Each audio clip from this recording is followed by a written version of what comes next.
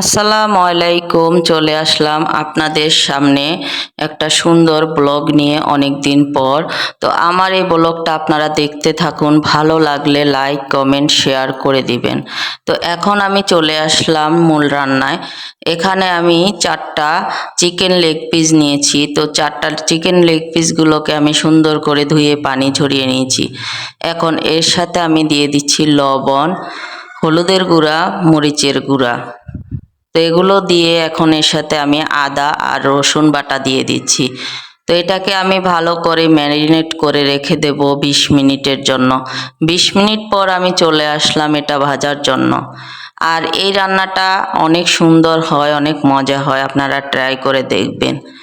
আর এখন আমি এখানে মূল রান্নার যে মশলা সেটার জন্য চলে আসলাম। এখানে নিয়েছি বাদাম, আদা, সাদা সরিষা, কালো সরিষা, নিয়েছি রসুন, কাঁচামরিচ। তো এগুলোকে আমি পেস্ট করব। আর এখানে বেশি একটা মশলা লাগে না, খুব সিম্পল একটা মশলা দিয়ে রান্না করা যায়। তো আমি লেগ পিসগুলোকে আবার একটু উল্টিয়ে দিচ্ছি। এখন আমি নিয়ে নিচ্ছি এখানে ব্লেন্ডারের জারে মশলাগুলো নিয়ে এখানে দিয়ে দিচ্ছি কিছুটা পেঁয়াজ আর লবণ।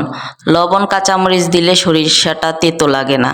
এখানে লেগ পিসগুলো আমি ভাজি করে নিয়েছি, দেখুন কালারটা কত সুন্দর আসছে। আর ভাজি করা তেলের ভিতরে দিয়ে দিচ্ছি আমি পেঁয়াজ। তো পেঁয়াজটা দিয়ে এখন আমি ব্লেন্ডার করা মশলাটাকে এর ভিতরে দিয়ে দিচ্ছি। তো মশলাটা আমি খুবই ভালো করে কষিয়ে নেব, যেহেতু সরিষা আছে, সরিষা থেকে একটু কাঁচা গন্ধ আসতে চায়।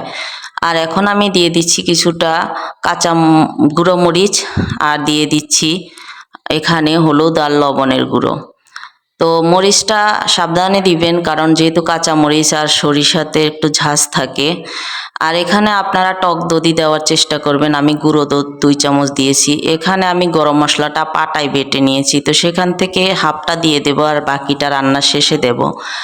তো এভাবে কষিয়ে নিতে হবে ভালো করে। তো কষানোর পরে এখন আমি দিয়ে দিচ্ছি আমার চিকেনগুলো।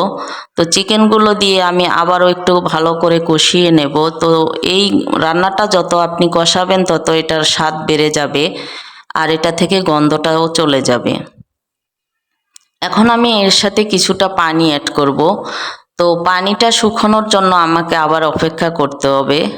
তো আমি পানিটা শুকিয়ে এর সাথে বাকি যে গরম মশলাটা বাটা ছিল ওটা দিয়ে দিয়েছি। তো রান্নাটা আমার প্রায় শেষ হয়ে আসছে। তো দেখুন কতটা সুন্দর হয়েছে, কতটা লোভনীয় হয়েছে। এভাবে আপনারা ট্রাই করবেন, বাসায় চেষ্টা করবেন। তো রান্না কেমন হলো সেটা আমাকে কমেন্টে জানাবেন। সবাই ভালো থাকবেন, সুস্থ থাকবেন, সবার জন্য দোয়া রইল।